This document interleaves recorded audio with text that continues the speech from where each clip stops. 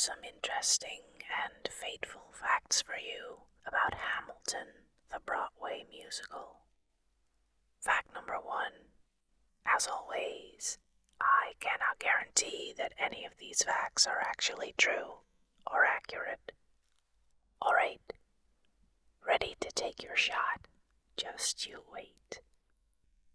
Hamilton was first staged as a workshop production in 2013 at the Powerhouse Theater on the campus of Vassar College in Poughkeepsie, New York. If Hamilton were sung at the pace of other Broadway shows, it would take roughly 4 to 6 hours. Tickets to Hamilton were infamously hard to come by once the show exploded in popularity. So, prior to each show, a lottery would be held where fans could win front row seats to the show, dubbed Ham for Ham. These pre-show lotteries would also be accompanied by the show's cast performing short, fun skits to entertain the crowd. You'll Be Back is meant to sound like a throwback to a 60s Beatles tune. In much of the 2018 Disney film A Wrinkle in Time, the character Mrs. Who speaks in quotes attributed to famous figures. Her last quote in the film, "Tomorrow there'll be more of us," is attributed to Miranda. At some point, there was a version of the first act of Hamilton that wasn't all singing and rapping, but with more traditional dialogue in between. However, Miranda found that if you start with a strong opening number, you simply can't go back to speech. The song "Tomorrow There'll Be More of Us" was left off of the show's cast album due to its emotional nature. Fans should experience this intense sequence in the theater rather than through the album. While the whole musical uses only one set, it does evolve over time. Between the first act and second act of the show, the brick walls of the set grow taller to reflect the country growing as well. David Diggs said his portrayal of Thomas Jefferson was based on the musician Prince. Hamilton was referenced in the series premiere of the 2018 NBC show Rise. The episode features characters singing along to Alexander Hamilton and is even quoted by the main character in the show. Several roles are doubled between Acts 1 and 2. Lafayette and Thomas Jefferson, John Lawrence and Philip Hamilton, Peggy Schuyler and Maria Reynolds, Hercules Mulligan and James Madison, and Philip Schuyler and James Reynolds. In the second act, rifles and tools in the set are replaced by parchment and pens to represent the end of the war and the birth of a new nation. The show's popularity led to the release of the popular companion book, Hamilton the Revolution. The book, written by Lin-Manuel Miranda and Jeremy Carter, is nearly 300 pages long and includes a lot of behind-the-scenes content about the show. The success of Hamilton allowed Lin-Manuel Miranda to enrich a new generation of potential artists.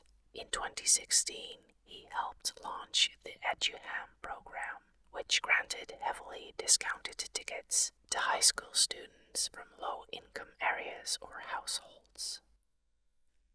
Philip Hamilton died at age 19, and he only lives through 19 songs. Oak Onwuaduan was originally called in to audition for George Washington before being asked to play Hercules Mulligan and James Madison. Because the Tony Awards in 2016 were held the day after the Bulls nightclub shooting in Orlando, Florida, the cast's live performance was staged without the use of prop weapons.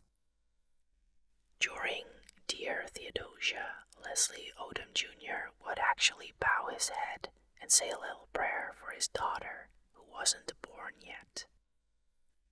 Hamilton's line, "How could I do this?" in "Say No to This" was originally, "How could you do this?" until Miranda realized that his recognizing his own guilt was the only way he could retain any sympathy. When Beyoncé complimented actor Jonathan Groff backstage on his special royal entrance walk, she said that she looked forward to incorporating the walk into her own performances. The show features one scene that isn't sung. In Tomorrow There'll Be More of Us, which takes place between Dear Theodosia and Nonstop, Hamilton finds out that his friend Lawrence has been killed. Jonathan Groff is only on stage for 9 minutes as King George III. He said the role helped him figure out how to do a lot with a little. The cast actually learned all of the choreography for Helpless and Satisfied without the turntable first, and then when they got to the theater, had to essentially relearn it. Some of Hamilton's stars helped to raise money for an organization started by Alexander Hamilton's wife, which today is called Graham Windham. The meaning of Eliza's final gasp often changed for Philippa, but she thinks it can be interpreted as a combination of Eliza getting to heaven, Eliza seeing Alexander, and even Eliza seeing the audience and realizing her legacy. Miranda has peppered Hamilton with rap references and samples. My Shot has elements of Mobb Deep's Shook Ones Part 2, and an homage to Notorious B.I.G.'s Going Back to Cali. The song 10 Jewel Commandments samples B.I.G.'s 10 Crack Commandments. The opening to Cabinet Battle No. 1 references Jay-Z's Izzo and contains part of The Message by Grandmaster Flash. Meet Me Inside contains elements of DMX's Party Up in Here. And Cabinet Battle No. 2 references B.I.G.'s Juicy It's All Good. At first, Lin-Manuel Miranda couldn't decide if he wanted to play Hamilton or Burr. The locations featured in the special thanks portion of the credits are all of the places Lin-Manuel wrote Hamilton over the course of 7 years. In 2016, at the 70th Annual Tony Awards, Hamilton set the record for most Tony Award nominations for a single production. It would go on to win 11 awards. David Diggs originally improvised Jefferson's France line during What Did I Miss, and they decided to keep it in the show. Everyone agrees that the most difficult part of the rehearsal process for Hamilton was learning Helpless and Satisfied on a turntable. In real life, the Schuyler family had brothers and Angelica was already married when she first met Alexander Hamilton. Initially, Miranda said he was working on a concept album inspired by the life of Alexander Hamilton called The Hamilton Mixtape, similar to the way Andrew Lloyd Webber's Evita and Jesus Christ Superstar were albums before they were musicals. Miranda purposely cast non-Caucasian actors in lead roles, despite the fact that many of the historical figures being portrayed were white. The goal was to portray American history through the more equal and diverse lens of the modern day. Helpless bears resemblance to the musical stylings of rapper Ja Rule. Ja Rule and Ashanti later covered Helpless for the Hamilton Mixtape. Jonathan Groff rarely blinks on stage while performing as King George III. At the time the show was filmed, Jonathan Groff had already left the role of King George, replaced by Rory O'Malley. He returned especially for this filming. In the song One Last Time, Many of the lyrics are lines taken verbatim from George Washington's farewell address, in which he announced his intention to not seek re-election. As stated in this song, Alexander Hamilton did indeed ghostwrite this speech. The song that left the biggest impression on Leslie Odom Jr. after he saw Hamilton during an early staging was The Story of Tonight. Hamilton was filmed over the course of 3 days and is a combination of filming 2 live performances and filming close-ups, dolly shots, steadicam, and crane shots without an audience. Choreographer Andy Blankenbuehler told Entertainment Weekly that he made Hamilton walk in arcing patterns on stage, while Burr always walks in a proper straight line. This helps illustrate their different ideologies and personalities in a visual and almost subconscious way. Hamilton was also the name of a 1917 Broadway play written by a high society woman named Mary Hamlin and starring George Arliss. It followed the underrated founding father as he helped devise a new financial structure for America.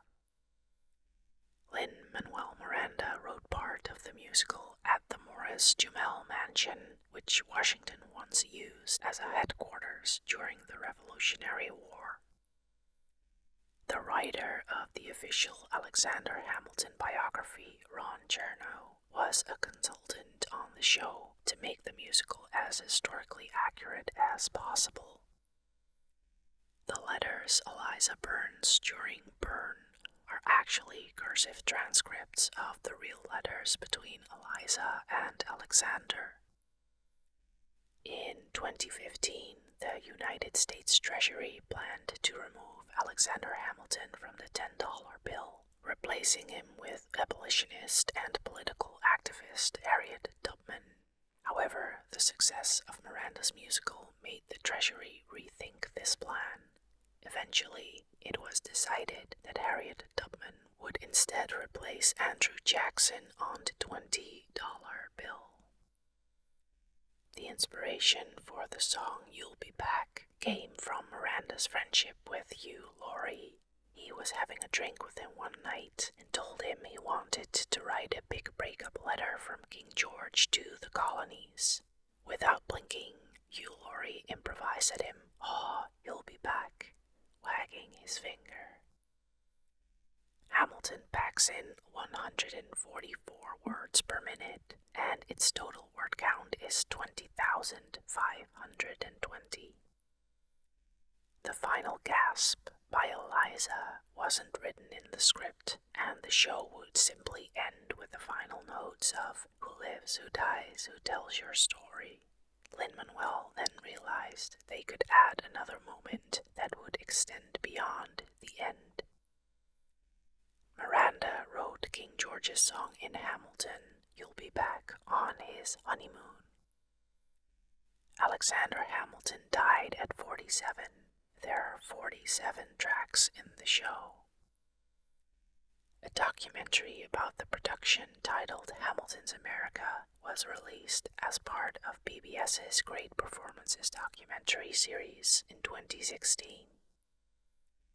One of the first characters to die in the show is a spy who, after the song You'll Be Back is discovered by a British soldier, breaks her neck. The spy becomes a character known as the Bullet, who is essentially death personified.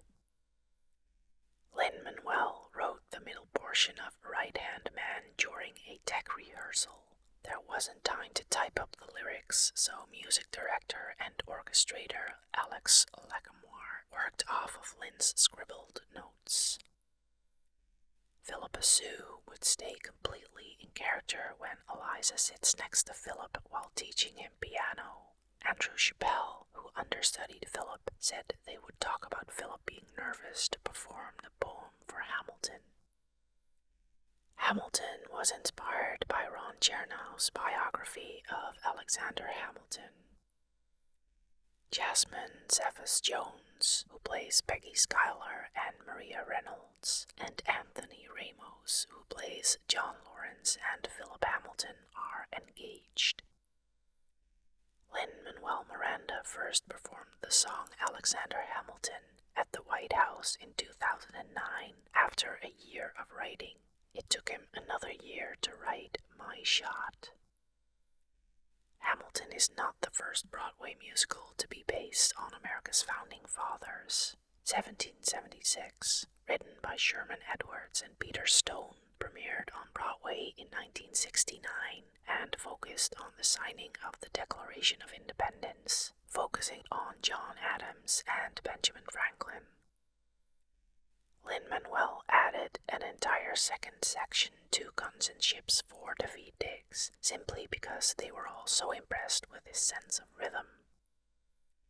The letters that Eliza burns are on a type of paper that burns for around 2 minutes and 9 seconds. This is so the flame is noticeable when Eliza is on stage, but extinguishes so she can exit in a blackout at the end of the song. Hamilton was the first Disney Plus original to receive a PG-13 rating. The musical's fastest bass verse from the song Guns and Ships clocks in at 6.3 words per second. Miranda had trouble deciding whether he should play Alexander Hamilton or Aaron Burr, but eventually decided to go with Hamilton. He explained, "I get to be more impulsive than I really am. It's taking the reins off your id for 2.5 hours. And that's all for today. Let me know in the comments if you know for a fact that something I said isn't right. Also, what topic would you like to hear more about? Let me know, and we'll face the facts together.